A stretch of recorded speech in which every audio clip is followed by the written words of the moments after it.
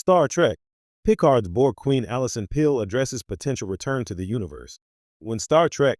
Picard ended its second season, the final moments between Jean-Luc Picard and Agnes Jurati carried an unexpected mix of menace and hope. Jurati, once the socially awkward scientist we met in Season 1, had fully merged with the Borg Queen to become a new, oddly benevolent leader of the collective. Her shimmering silver eyes and calm, deliberate voice promised a future where the Borg might protect rather than assimilate.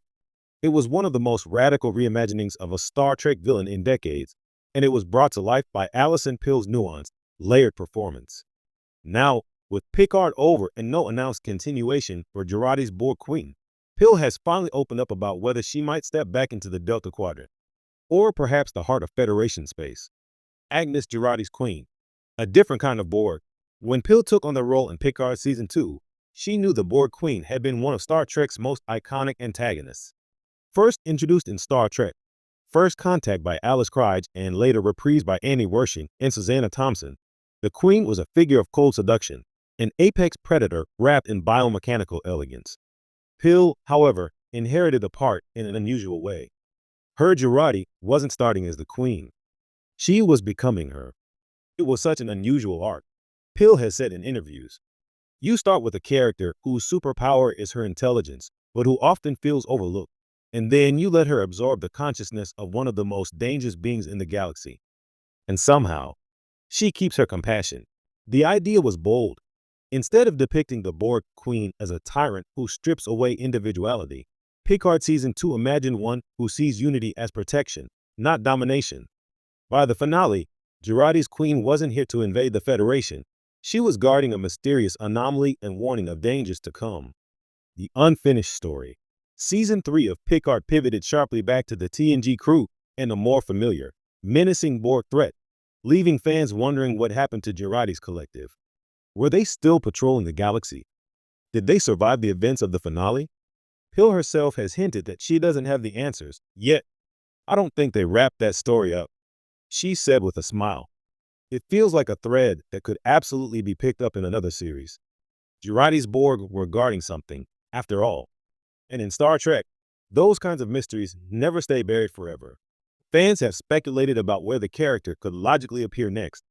Star Trek, Strange New Worlds is set too far in the past, but Star Trek, Starfleet Academy, or a potential legacy spin-off could easily incorporate her. With the anomaly still unexplained, there's plenty of narrative room for her to emerge again, possibly as an uneasy ally to Starfleet. Pill's thoughts on returning. Alison Pill has been candid about her affection for the role, though she admits reprising it would take some coordination. It's not exactly a quick job to become the Borg Queen.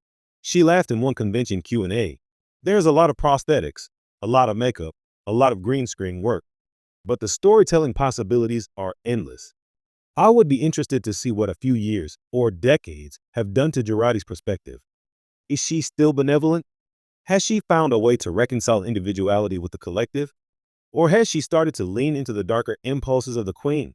She's also spoken about the unique performance challenge of playing a hybrid consciousness, two minds merged into one. I love that duality. You can have a line that sounds nurturing and terrifying at the same time. That's pure Borg Queen energy. Why Jurati's Borg Queen deserves another chapter. The beauty of Star Trek is that it rarely wastes a good character. From Morn in Deep Space 9 to 7 of 9 in Voyager, the franchise has a history of giving supporting players richer arcs years after their debut. Jurati's Queen could easily follow that path, especially because her vision of the Borg is so different from anything we've seen before. By reframing the collective as a potential force for good, Picard Season 2 left the door open to a richer conversation about cooperation, consent, and trust between civilizations. Imagine a Starfleet captain needing to team up with Jurati's Borg to repel a new galactic threat. Would the Federation fully accept their help? Would old prejudices against the Borg resurface? The storytelling potential is enormous, a galaxy waiting for her return.